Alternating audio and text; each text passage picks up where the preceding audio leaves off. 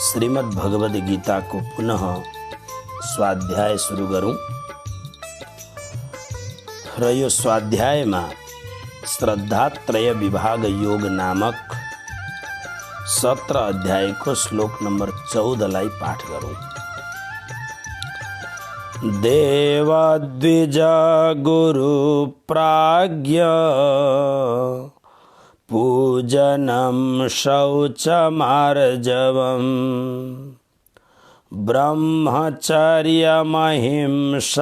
च शारीरं तप उच्यते। देवद्विज गुरु प्राज्ञ पूजनम शौचम आर्जवम ब्रह्मचर्यम अहिंसा च शारीरम तप उच्यते। हामीले 17 अध्यायमा यो भन्दा पहिले 3 प्रकारका यज्ञ कस्ता हुन्छन्। तामसी यज्ञ र राजसी यज्ञ अनि त्यहाँबाट सात्विकी यज्ञ कस्ता हुन्छन्। यसका विषयमा हामीले 11, 12 र 13 श्लोकमा श्रवण गर्यौं र यो भन्दा पहिले 8, 9, 10 श्लोकमा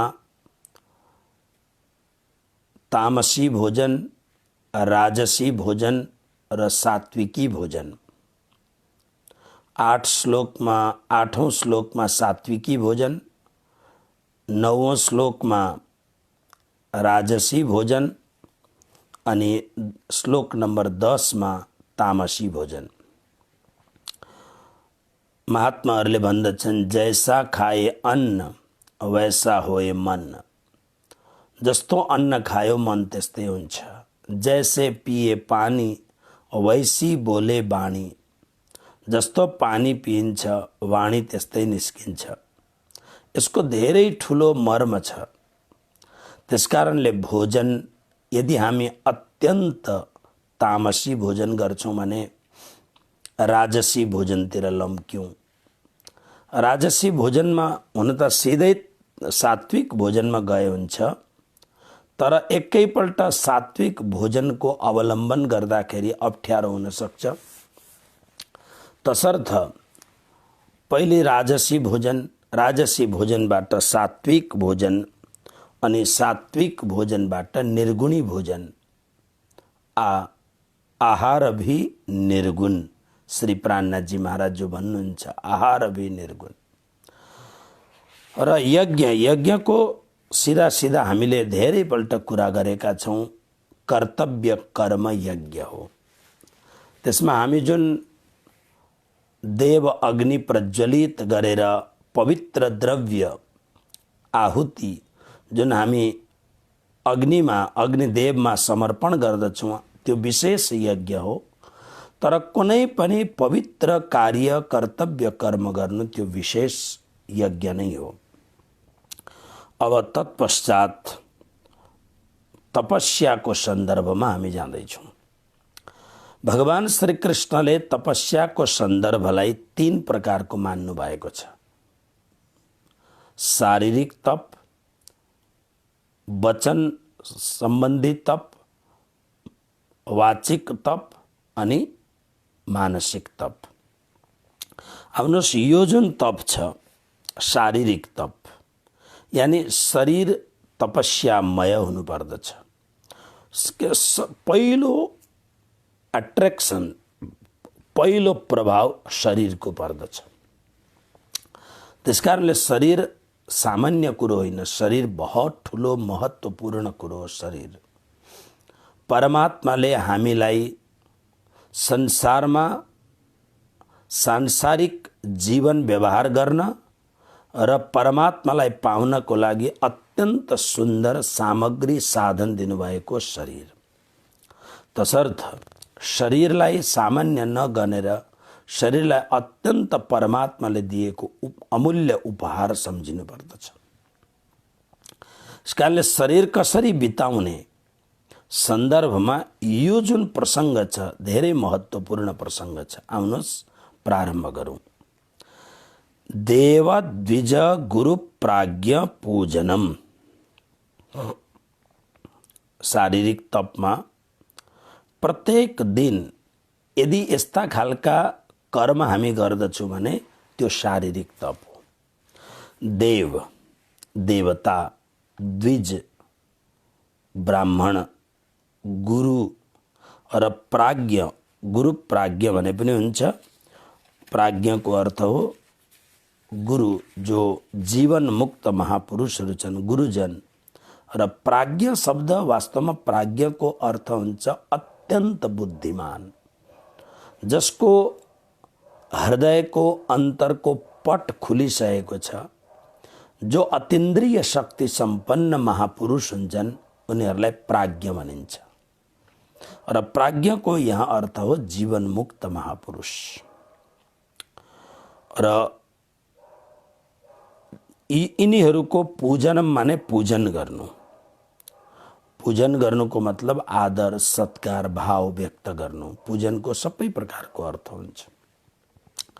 देव शब्द जुन प्रयोग गरेको छ, संसारमा आएपछि देव शब्दको मुख्य अर्थ यो हो, जो पहिले पनि हामीले कुरो गरिरहेथ्यौँ। पञ्चायतन जो छन्, भगवान विष्णु, शङ्कर, गणेश, शक्ति, सूर्य, यी पञ्चदेवताहरू हुन्। यिनीहरूलाई ईश्वर कोटिका देवता भएको हुनाले यिनीहरूको विशेष पूजा गरिन्छ। यस पश्चात जसले ब्रह्मज्ञान पाएको छ, जसले ऐकान्तिक परमात्माको परम भक्ति पाएको छ, यी ईश्वर कोटिका देवताहरूमा आदर राख्ने तर परमात्माको भजन पूजन गर्ने अधिकार पाएपछि परमात्माको भजन पूजन गर्दा हुन्छ। तर धेरैजसो हामी संसारमा के देख्दछौँ भने कुनै सम्प्रदाय विशेषको अत्यन्त दुराग्रही व्यक्ति यी देवताहरूको निन्दा गर्दछन्। र एउटा कुरो, मोटामोटी कुरो हामीले के सम्झिनुपर्छ भने कोही पनि साधक, कुनै पनि सम्प्रदाय, कुनै पनि देव विशेषको साधक यदि कुनै पनि परम्पराको पूजा अर्चना, देवता, आस्था आदि सम्बन्धलाई घृणा गर्दछ अथवा निन्दा गर्दछ भने तपाईँ सम्झिनुहोस्, यो जति ठुलो सम्प्रदाय अथवा जति ठुलो भए पनि सम्प्रदाय मान्यता ठुलो हुन सक्दछ, तर यो मान्छे, यो साधक ठुलो छैन। यसको भित्र बहुतै सानोपन छ। कसैको पनि निन्दा गर्नु हुँदैन। पुनः एकपल्ट यस कुरालाई राम्ररी सुन्नु होला। जसले परब्रह्म परमात्माको भक्ति पाएको छ, जस्तो हामी श्री कृष्ण प्रणामी धर्मावलम्बीहरूले अनन्त अनन्त जन्मको पुण्यार्जन भएर हामीले जब यो परमात्माको परम शुद्ध भक्ति पाएको छौँ भने हामीले अन्य भक्ति अब गरिरहने जरुरत छैन। तर यसको अर्थ यो होइन कि हामी परिपूर्ण भयौँ, नै। अब जीवनलाई एकाग्रतातिर लैजाने कोसिस गर्ने। तर यस्तो खालको व्यक्तिले कुनै पनि प्रकारले कसैप्रति पनि राग द्वेष राख्दैन, कुनै पनि विद्वेष राख्दैन। तसर्थ जुन हाम्रा प्रचलित ईश्वर कोटिका देवताहरू छन्, ती ईश्वर कोटिका देवताहरूप्रति श्रद्धा भाव राख्नु पर्दछ। तपाईहरुले देख्नु भएको छ कि प्राय हाम्रो परम्परा मतलब मसँग जो आबद्ध हुनुहुन्छ तपाईहरु, मसँग आउँदाखेरि मैले सबै प्रकारको कुरोहरू मिलाएर भन्छु कि नै हामीले कसैप्रति पनि ईर्ष्या, द्वेष, निन्दा यी सब चक्रबाट मुक्त हुने। तर यहाँ जुन कुरो गरेको छ श्री कृष्णले, एउटा सामान्य गृहस्थ व्यक्ति, सामान्य साधक व्यक्तिले शारीरिक तप भन्ने केलाई भन्ने भन्दा देव विशेषलाई द्विज। अब द्विज भन्नाले के हुन्छ भन्दा, द्विज भनेको चाहिँ दुईपल्ट जसको जन्म भएको छ, एउटा मातापिताको गर्भबाट अनि अर्को संस्कारबाट। त्यसकारणले भगवान आदि शङ्कराचार्यले भन्नुभएको छ, जन्मना जायते शूद्रः संस्कारात् द्विज उच्यते। जन्मबाट सबै नै शूद्र नै हुन्छन्। ब्राह्मणकै घरमा जन्मे तापनि जन्मना जायते शूद्रः। कुनै पनि घरमा कोही पनि व्यक्ति जन्मेकोस्, जन्मको आधारमा ऊ शूद्र नै हुन्छ। जन्मना जायते शूद्र। संस्कार, त्यसकारणले पुरानो जमानामा आफ्नै घरको व्यक्ति पनि, मैले कर्मकाण्डी ब्राह्मणहरूलाई, पुराना ब्राह्मणहरूलाई देखिरहेको छु, जुन छोरीको क्रियाकर्म चलेको छैन, उनीहरूले पकाएको जुन भात सब्जी दाल खाने गरेको हुँदैन थियो। यसको यही हो कुरो, मूल कुरो यही नै हो। तसर्थ अब हाम्रो सांप्रदायिक परम्परामा त जसले परमात्माको परम भक्तिलाई पाएको छैन, अर्थात् गलामा तुलसीको माला लगाउने कर्म उसले गरेको छैन। तुलसीको माला लगाउनुको मतलब बजारमा किनेर होइन, यसको एउटा प्रोसेस छ पुरै। त्यो प्रोसेस अनुसारले यदि उसको पुनर्जन्म भक्तिमा भएको छैन भने उनीहरूका हातले बनाएको भोजन नगर्नु भनेर सम्प्रदायमा अत्यन्त भारपूर्वक यो कुरो भनिएको छ। त्यसकारणले द्विज शब्दको अर्थ के हो भने दुईपल्ट जन्मिने। हाम्रो सनातनी संस्कृतिमा ब्राह्मण, क्षत्रिय र वैश्यलाई गायत्रीद्वारा द्विज बनाउने परम्परा छ। र तर यहाँ पूजनम शब्द दिएको हुनाले, पूजनम शब्दको अर्थ हुनाले यहाँ द्विज शब्द ब्राह्मण, क्षत्रिय, वैश्यलाई नलिएर यो द्विज शब्द विशुद्ध ब्राह्मणको लागि हो। ब्राह्मणको लागि भनेको ब्राह्मण कुलमा, पवित्र ब्राह्मण कुलमा उत्पन्न भएर पुनः संस्कार पूर्वक जो ब्रह्म गायत्री पाएको छ, ब्रह्म गायत्री पाएर पनि उसले प्रतिदिन नियमित सन्ध्या वन्दन गर्दछ।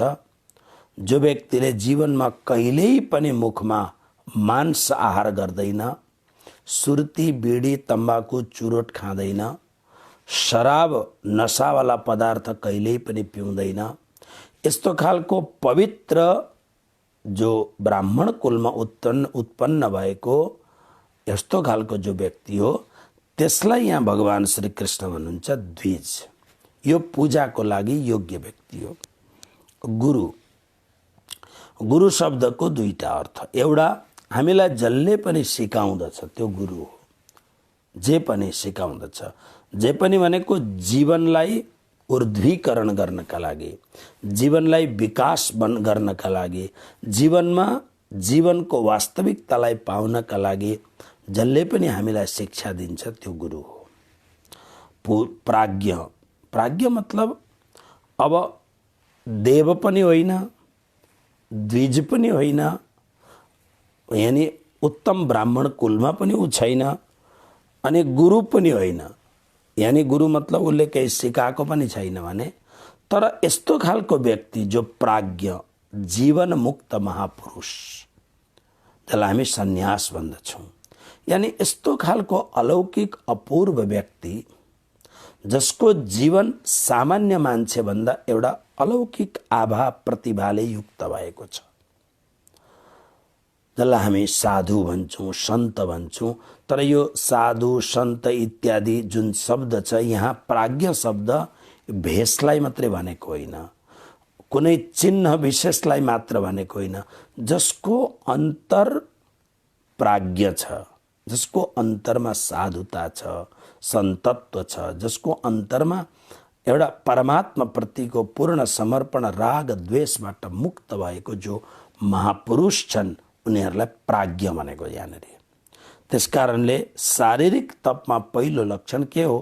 देव, द्विज, गुरु र प्राज्ञको पूजन, यथायोग्य यथाशक्ति पूजन गर्नु। अर्को के हो भन्दा शौचम, पवित्र रहनु। पवित्र रहनुको अर्थमा एउटा कुरो ध्यान राख्नुहोस् नि, पवित्रताको अर्थ शारीरिक पनि हो र मानसिक पनि हो। यहाँ शरीरको पवित्रतालाई शौचम भने, शरीरलाई पवित्र, किनभने हाम्रो शरीर परम पूज्य परमादरणीय साधु शिरोमणि स्वामी रामसुख दासजी महाराजले त के भन्नुहुन्थ्यो बार बार भने, यो शरीर गन्दगीको फ्याक्ट्री हो। जसरी फ्याक्ट्रीबाट जेको फ्याक्ट्री हुन्छ त्यहाँबाट सामान बनिएर निस्किन्छ, त्यस्तै यो शरीर के हो भने यो गन्दगीको फ्याक्ट्री हो अरे। बाहिर हेर्दा त राम्रो छ, अनि त्यो राम्रोमा पनि अझै चिटिक्क भइदियो भने त झन् राम्रो हुन्छ, तर त्यो राम्रो भित्र जुन ढाकिएको छ त्यो ढाकिएको भित्र त नराम्रै मात्रै छ, शरीर सम्बन्धी कुरो। जस्तै म एक दुईवटा उदाहरण तपाईँलाई दिउँ। आँखाबाट कचरा निस्किन्छ, नाकबाट सिगान निस्किन्छ, मुखबाट खकार लारहरू निस्किन्छ, शरीरका प्रत्येक रोमकूपबाट पसिना निस्किन्छ, ओके, इत्यादि हाम्रा मलद्वार इत्यादिबाट सबै त्यस्तै खालका कुरा निस्किन्छन्। त्यसकारणले परम पूज्य हाम्रा सन्त आनन्दमा परिपूर्ण भएका सन्त भन्छन्, यह शरीर तो मल का फैक्ट्री है, यह केवल मल मूत्र पैदा करने की एक फैक्ट्री है, मशीन है। इस प्रकार शरीर की अशुद्धि मलिनता का ज्ञान होने से मनुष्य शरीर से ऊंचा उठता है। शरीर शुद्धि गर्दा मतलब के भन्दाखेरि हामीले अब बाथरूम गयौँ, हात धोयौँ, राम्ररी हात धोयौँ। अब हात धुनमा पहिले के थियो भन्दाखेरि हात धुनका लागि माटोले इत्यादिले, अब अहिले त लिक्विड सोपहरू साबुनहरू छन्, तर बार बार किन भन्दा बार बार धुँदाखेरि एउटा जुन सोचले उपयुक्त भएको व्यक्ति, विवेकवान व्यक्तिले जतिखेर आफ्नो मैलोलाई धुन्छ त्यतिखेर उसलाई याद रहन्छ यो शरीर त मलमूत्रको फ्याक्ट्री हो। त्यो एउटा वैराग्यपन उसको शरीरमा आउँछ, जुन शरीरलाई बार बार ऐनामा हेरेर मलाई अभिमान हुन्छ, इत्राहट हुन्छ, त्यो शरीर त मलमूत्रको फ्याक्ट्री हो, यो पनि ज्ञान हुन्छ। शौचम त्यसकारणले पवित्रता हुनुपर्दछ। आर्जवम सरलता, यो आर्जवम शब्द बार बार आएको छ नि, 14 अध्यायमा पनि आएको छ, 16 अध्यायमा पनि आएको छ। आर्जवम भने सरलता, शारीरिक रूपमा सरल बनिनु। गुरुजी श्री मङ्गलदासजी महाराजको त्यो महावाक्यलाई फेरि म हजुरहरूलाई दोहोऱ्याउँछु। गुरुदेव भन्नुहुन्थ्यो, मङ्गल सुक्तिमा लेखिएको छ, सरल हुनु तर सस्तो नहुनु। सस्तो राम्रो कुरो होइन, सस्तो नहुनु, सरल हुनु। त्यसकारणले आर्जवमको अर्थ हो सरलता। ब्रह्मचर्यम, ब्रह्मचर्यको पालन गर्नु। ब्रह्मचर्य शब्दको धेरै ठुलो अर्थ छ। यहाँ शारीरिक तप भएको हुनाले ब्रह्मचर्यको अर्थ हो अनाचार नगर्नु, व्यभिचार नगर्नु, आफ्नो जीवनमा एक पत्नी व्रतापन लिएर जीवनमा हिँड्नु। पत्नीले पनि ब्रह्मचर्य बन्ने, पतिले पनि ब्रह्मचर्य बन्ने। यसकारण ब्रह्मचर्य। अहिंसा, हिंसा नगर्नु, कुनै पनि प्रकारको शारीरिक हिंसा पनि नगर्ने। यहाँ शरीर सम्बन्धी भएको हुनाले कुनै पनि प्रकारले शरीरबाट हुने हिंसा नगर्ने। हिंसाको बाहिरको स्थूल रूप के हो भन्दा हामीबाट कुनै पनि प्राणीको हत्या भयो भने त्यो हिंसा भयो। जस्तो अहिले अब संसारमा करोडौं अबोध प्राणीहरूको भोजनका लागि, खानका लागि हत्या हुन्छ, यो शारीरिक हिंसा हो। त्यसकारणले शरीरबाट यो हिंसा भयो। त्यसरी नै हामीले आफ्नो हातद्वारा कसैलाई तकलिफ पुर्यायौँ, त्यो हिंसा हो। धेरै कुरा छ, जस्तो यो यहाँ छैन तर मैले खाली कुरो भन्दैछु। 4-5 जना एउटा सभा बसेको छ, सभामा आँखाको इसाराले कसैको अपमान गरियो। कसैका आँखा यति खतरनाक हुन्छन्, आँखाले एकदम हिंसा गर्छ, एकदम टेढा आँखाले हेरेर फलानु त यस्तो छ, फलानु त यस्तो छ भन्ने खालको आफ्ना साथीहरूलाई त्यसरी गर्ने, त्यो पनि हिंसा हो। उम्लाले कसैलाई, कसैको आदत हुन्छ बार बार उम्लो ठडियाएर बात गर्ने, बार बार उम्लो ठडियाएर बात गर्ने, पोइन्ट गर्ने, त्यो पनि एक प्रकारको हिंसा हो नै। शरीरको कुनै पनि प्रकारको भावले अहिंसा प्रकट गर्नु, हिंसा नगर्नु। यसलाई शारीरम तप उच्यते, यसलाई शरीर सम्बन्धी तप मानिन्छ। यो शरीर सम्बन्धी तप हो। र यसरी नै अब वाणी सम्बन्धी तप छ। हेर्नुहोस् वाणी सम्बन्धी के तप छ यसलाई हेरौँ। पहिले श्लोक नम्बर 15 पाठ गरौँ।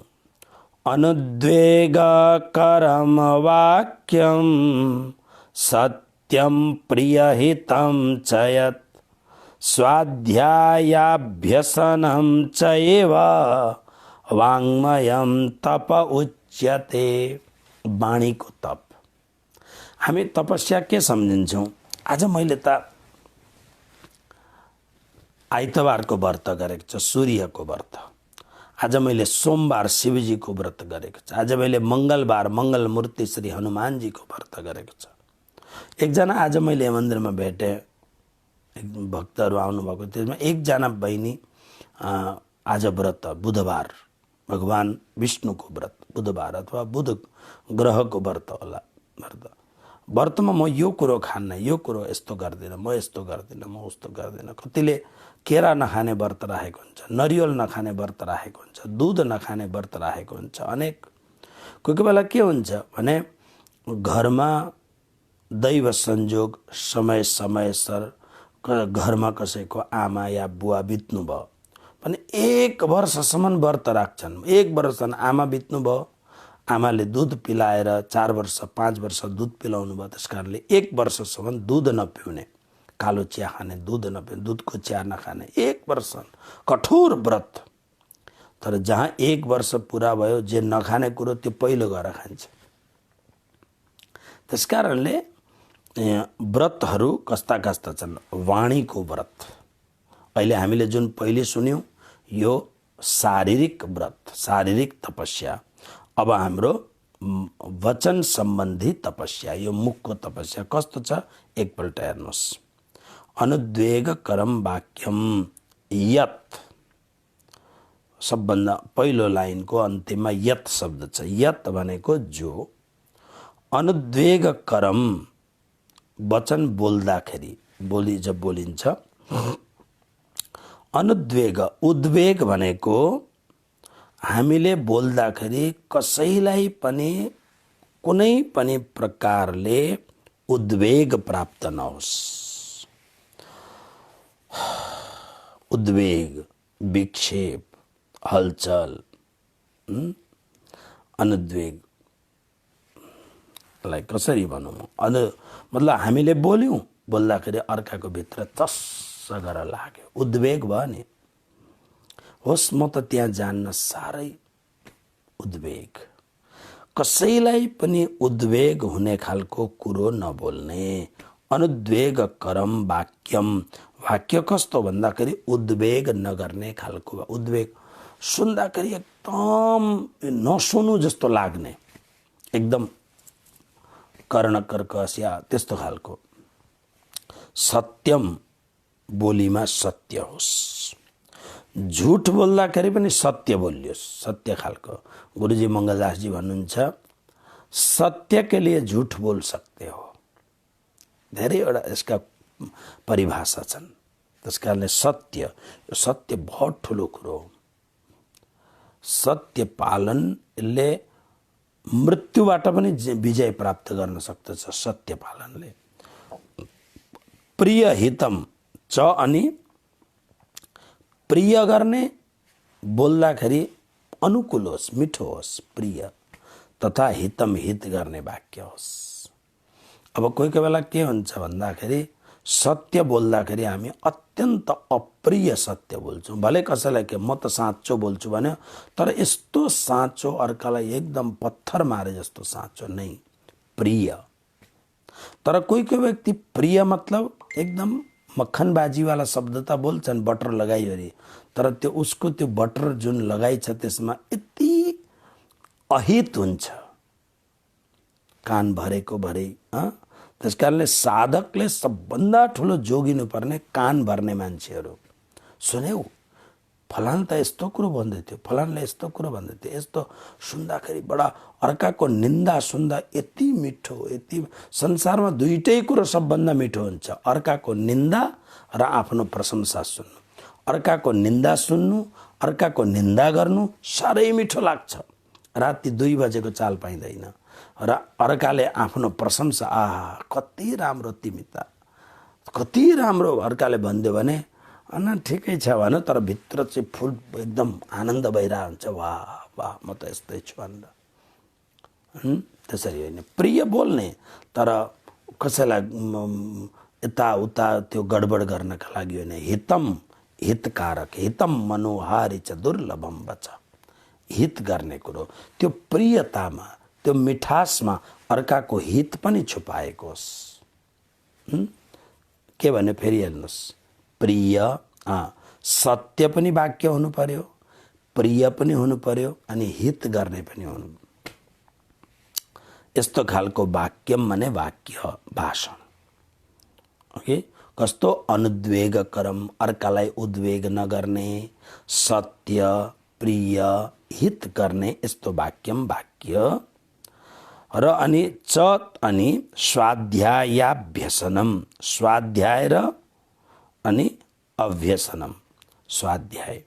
स्वाध्याय व्यसनमको अर्थ हो हाम्रो जीवनको उन्नतिको लागि। हामी मनुष्य छौँ नि, बिचमा छौँ।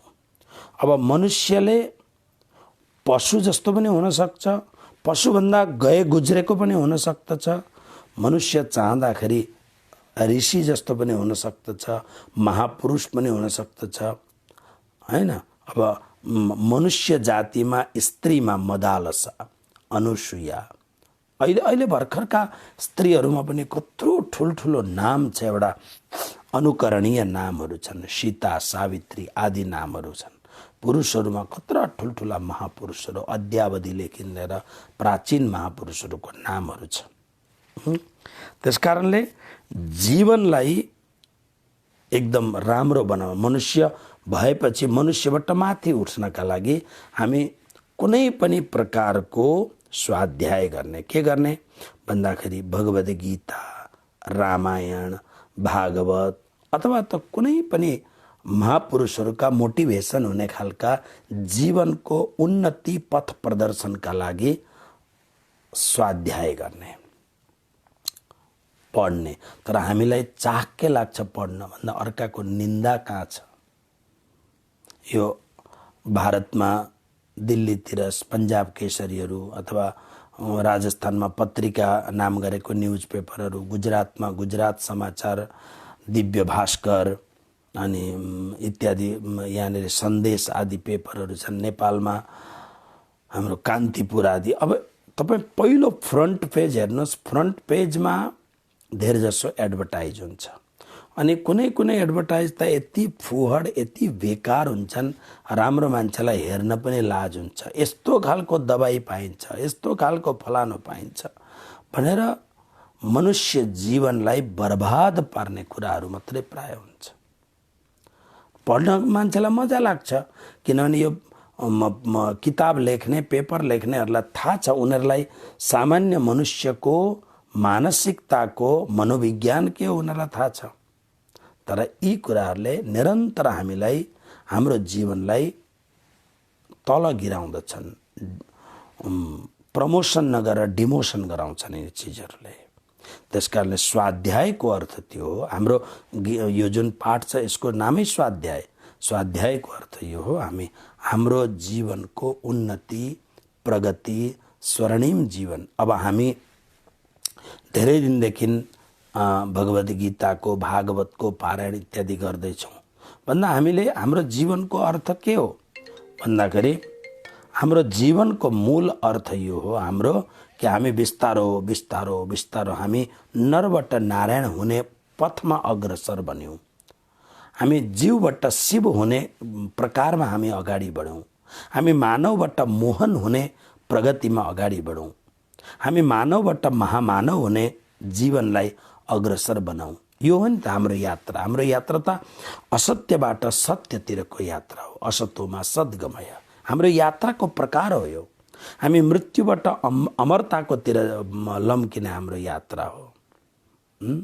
मलाई कतिखेप मेरा नजदिकमा हुने भक्तहरूले गुरुजी छोडिदिनुहोस् न, तपाईँ साना साना कुरामा बहुत ध्यान दिनुहुन्छ र अनि उसलाई पनि फटकार्नुहुन्छ उसलाई नै। म सबैलाई के कुरो भन्छु भने जो हामीसँगै अगाडि बढ्दैछौँ भने हामी सहयात्रीहरू छौँ। म गुरु छु, कोही मेरो पछाडि चेलाहरू छन्, मसँग सहयात्रा गर्ने साधकहरू छन् भने हामीले कोसिस गरौँ सङ्गच्छध्वम सम्बद्धध्वम, तर दम्भको लागि होइन, पाखण्डको लागि होइन, मान्छेले हेर्दा राम्रो हुनका लागि होइन, हामी जीवनको यथार्थताको लागि अगाडि लम्क्यौँ हामी। ओके, त्यो काम हामी, त्यस कारणले म मना गरिदिन्छु नै, छोडिदिनुहोस् न, अब केही चाल पाएको छैन, नै केही चाल पाएको छैनले होइन, जीवनलाई यथार्थमा अगाडि लानुपर्छ। त्यसको लागि स्वाध्याय गर्नुपर्छ। सत शास्त्रहरू, महापुरुषका दिव्य वाणीहरू, यिनीहरूलाई निरन्तर स्वाध्याय गर्ने। अभ्यसनम, अभ्यसनमको अर्थ हो प्र्याक्टिस, अभ्यास गर्ने। के को अभ्यास गर्ने भन्दाखेरि प्रत्येक दिन एकछिन ध्यानको अभ्यास गर्ने, ध्यानको अभ्यास गर्ने, एकछिन नाम जप गर्नका लागि अभ्यास गर्ने। माला लिएर यसो आज 1 माला जप्छु, भोलि 2 माला जप्छु, पर्सि 3 माला जप्छु, बढाउँदै जाने। यी कुराहरूलाई, यी कुराहरूको अभ्यास गर्ने। मेरा मुखबाट बार बार दुर्छे शब्दहरू निस्किन्छन् भने विवेकपूर्वक यसलाई मिनिमाइज गर्ने अभ्यास गर्ने। स्वाध्याय अनि अभ्यास एवं यी सबै कुराहरू वाङ्मयम, वाणी सम्बन्धी तपः उच्यते, तपस्या मानिन्छ। यी वाणी सम्बन्धी तपस्या हुन्, यी बोलीका तपस्या हुन्। अब एउटा 16वां श्लोक तपको कुरो पुरा होस्। मनः प्रसाद सौम्यत्वं मौनमात्मविनिग्रह भाव संशुद्धिरिते तत् तपो मानसमुच्यते। मनः प्रसादः सौम्यत्वं मौनम आत्मविनिग्रह भाव संशुद्धि इति एतत् तपः मानसम उच्यते। किनभने यो वचन सम्बन्धी तपस्यामा बहुत ध्यान दिनुपर्छ। हामी सबैबाट भुल हुन्छ। कोही बेला हामी यस्ता यस्ता कुरा बोल्दछौँ, अर्कालाई बहुत तकलिफ दिने शब्दहरू बोल्दछौँ, व्यङ्ग्य हानिकन शब्द बोल्दछौँ। नै, हामी सत्सङ्गी, स्वाध्यायी, अभ्यस्त व्यक्तिहरू छौँ। अब मानसिक तपस्या के हो, मनको तपस्या के हो हेर्नुहोस्। मनः प्रसादः सौम्यत्वम्, मनः प्रसादः,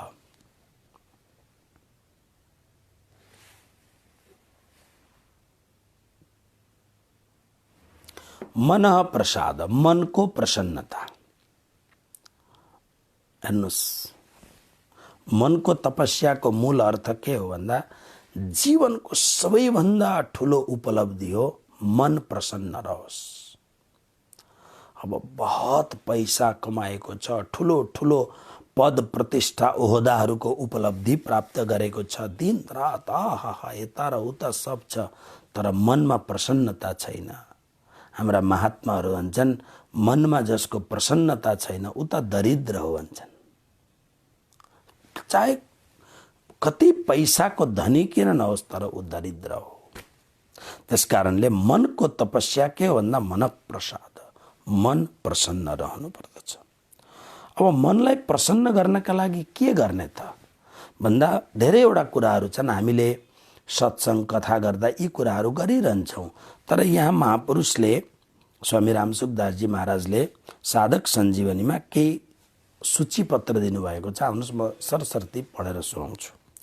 मनको प्रसन्नता प्राप्त गर्ने उहाँले जुन अवधारणा जीवनको लगभग 90 वर्ष बचपनदेखि साधु भएर जीवनको 90 वर्ष एउटा जीवनको यस्तो अपूर्व साधु जसको हामी कल्पना अरूतिर गर्न सक्दैनौँ, त्यस्तो साधुले आफ्नो जीवनमा अनुभव गरेका मनलाई प्रसन्न गर्नका लागि के गर्ने?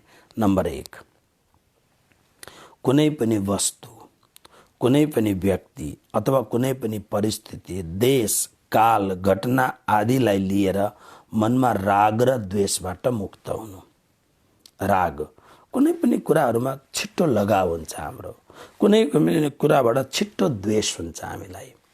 एउटा व्यक्ति अहिलेसम्म निन्दा नारिएर एकदम अँगालो मारी मारिकन एकदम साथी मतलब एकदमै कस्तो मानो शरीर मात्रै दुईटा हो, प्राण त एउटै हो जस्तो हुन्छ। तर अलिक दिनपछि हेर्नु त्यहाँ यति द्वेष हुन्छ हो कुरो नगर त्यहाँको। मैले त पहिले चाल पाएको थिएन र एकदम म त अब सिधा मान्छे, मैले एकदम मित्रता गरेँ, चाल पाएँ, त्यो जस्तो कुटिलता कोही रहेनछ न, फेरि द्वेष हुन्छ। त्यसकारणले कुनै पनि वस्तु, कुनै पनि व्यक्ति, त्यसकारणले एउटा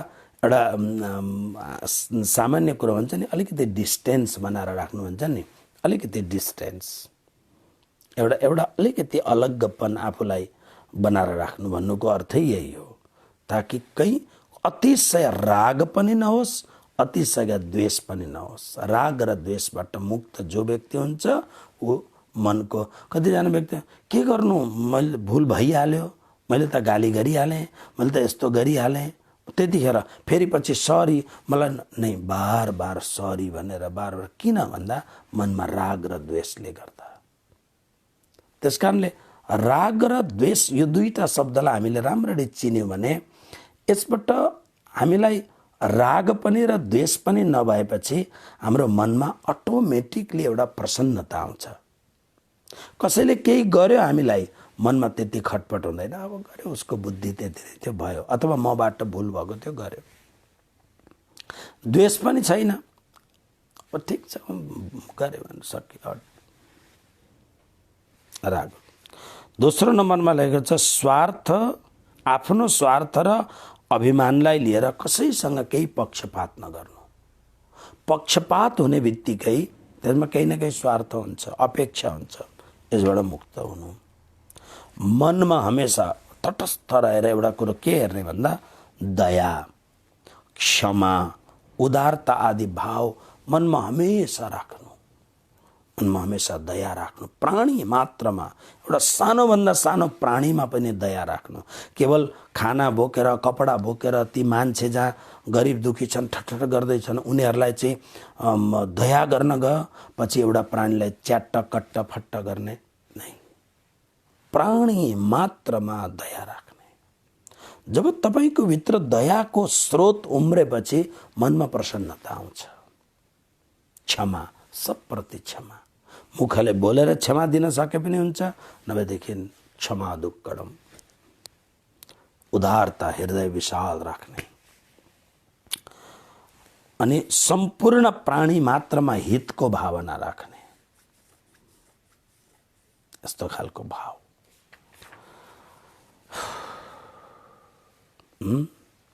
अनि सौम्यत्वम, सौम्य भाव।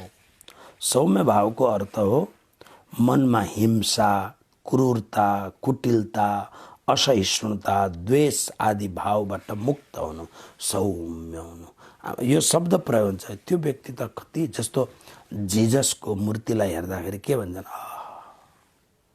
एउटा कारुण्य भावले युक्त भएको भन्ने एउटा परम्परा छ जिजसको कुरोलाई। बुद्धको जुन स्वरूप छ, बुद्धको स्वरूपलाई एउटा सौम्यत्व, एउटा उसको रोम रोमबाट सौम्यपन फुटेको हुन्छ, त्यस्तो सौम्य हुनु।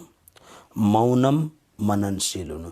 यहाँ मौन शब्द नबोल्नु होइन नि, यदि नबोल्नुलाई मौनम राखेको भएदेखि त 15मा श्लोकमा जुन वाणी सम्बन्धित तप छ, मुखले नबोल्नु, त्यहाँ राखिनु नै। मौन शब्दको मूल अर्थ के हो यहाँनिर भन्दा अनुकूल, प्रतिकूल, संयोग, वियोग, राग, द्वेष, सुख, दुख, द्वन्द्व आदिबाट मनलाई हलचल हुन नदिनु। ठहरो, आनन्द, मौन। नबोल्नु पनि मौन हो, किनभने धेरै बोल्ने मान्छेहरूले बहुत गडबड गर्छन्। धेरै बोल्ने मान्छेले सरी भनिरहनुपर्छ बार बार, अनि अत्यन्त नबोल्ने पनि गुत्थ परेर बस्ने पनि होइन, धेरै बोल्ने पनि होइन एक। तर मौन शब्दको यहाँ यो पनि एउटा भाव हो, मनलाई हलचल हुन नदिनु, मौन। आत्मविनिग्रह, आत्मविनिग्रहको अर्थ हो आत्मा भनेको मन, आत्मा भनेको आत्मा पनि हो, आत्मा भनेको शरीर पनि हो। यसलाई निग्रह गर्नु, निग्रह गर्नुको अर्थ हो कन्ट्रोल, आफ्नो बसमा हुनु पर्यो। अहिले त हामी मनका गुलाम छौँ, चिया छोड्न सक्दैनौँ। हामी एउटा बिल्कुल मन्दिरको, यहाँ हाम्रो भरोडा मन्दिरको बगलमा एउटा मान्छे छ, वाघ्री कुटुम्बको, अत्यन्त रक्सी पिउँछ, शरीर यस्तो। अस्ति हस्पिटल गएर आएछ, लङ्सहरू बिग्रिन थालेछ। अनि गुरुजी मैले छोडेँ भन्छ। तर यहाँ साना साना कामहरू कता कता परिरहन्छन्, अनि त्यो सानो आधा घन्टा 1 घन्टा यसो काम गरिदिन्छ। 20 रुपियाँ पायो भने देशी शराब मिल्छ एउटा प्लास्टिकमा, गएर खाइहाल्छ। मैले भने आए मूर्ख, यो त खाना छोड, म तँलाई प्रसाद दिन्छु। हाँ गुरुजी मैले छोडेँ भन्छ। तर बहुत साँचो बोल्छ। हिजो अस्तिदेखि चाहिँ गुरुजी म छोड्न सक्दिनँ, म मरिहाल्छु नि भन्छ, म छोड्नै सक्दिनँ भन्छ। मलाई दया आउँछ, मलाई इच्छा हुन्छ त्यसलाई प्रत्येक दिन एउटा प्याकेट पिउनका लागि 20 रुपियाँ दिउँ जस्तो इच्छा हुन्छ मलाई। तर म दिन्न, किनभने मैले दिएको पैसाले रक्सी पियो भन्दा अप्ठ्यारो हुन्छ। अनि भन्छु तँलाई कुनै पनि प्रकारको केही तकलिफ भयो भने मलाई भन्, म तँलाई किनिदिन्छु भन्छु। तर उसलाई पैसा चाहिन्छ, अनि म पैसा दिन्न। खाना आइज मन्दिरमा भन्छु, चिया पिलाउँछु, पैसा दिन्न। ओके, त्यस कारणले आत्मविनिग्रह, साना साना कुराले हामीलाई हल्लाइरहेको हुन्छ। आत्मविनिग्रह यानि आफ्नो वाणी, आफ्नो मन, आफ्नो शरीर, आफ्नो आत्मालाई निग्रह गर्नु। भाव संशुद्धि, यो बहुत सुन्दर शब्द छ नि, भाव संशुद्धि। हाम्रो जुन भाव जगत छ नि, शरीरभित्र इन्द्रिय, इन्द्रियभित्र मनको साम्राज्य, मनको साम्राज्यदेखि पर भाव साम्राज्य।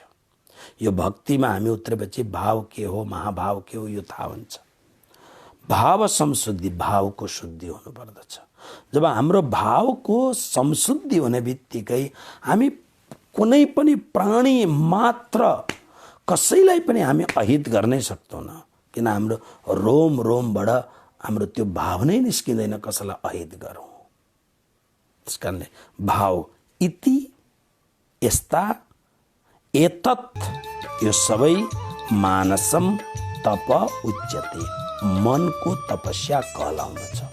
अब आज 3वटा पाठ हामीले पढ्यौँ। शरीरको तप के हो, वाणीको तप के हो र मनको तप के हो। अब अहिलेको कार्यक्रमलाई विश्राम गरौँ। कृष्ण कन्हैया लाल की जय।